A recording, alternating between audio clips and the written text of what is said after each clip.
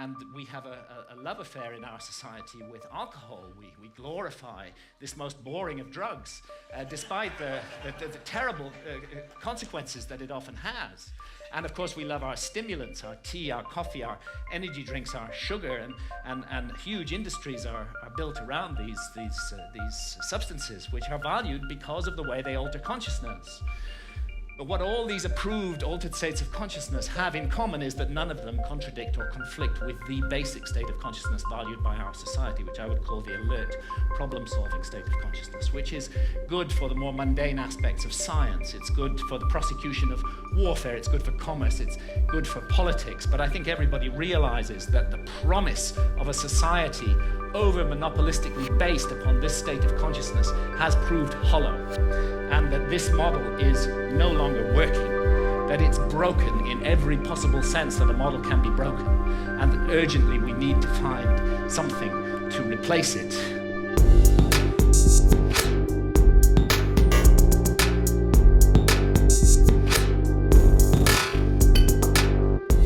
Look what's happening in the Amazon, the lungs of our planet, this precious home of biodiversity.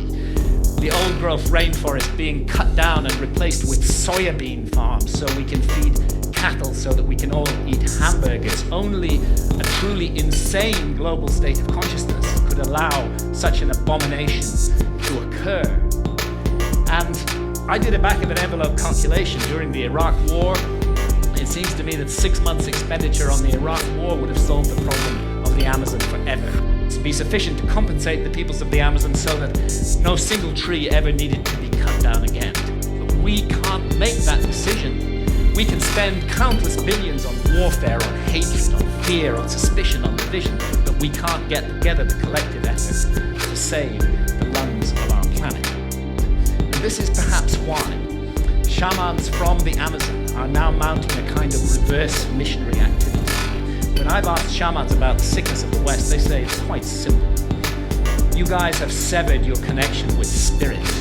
Unless you reconnect with spirit and do so soon, you're going to bring the whole house of cards down around your heads and ours.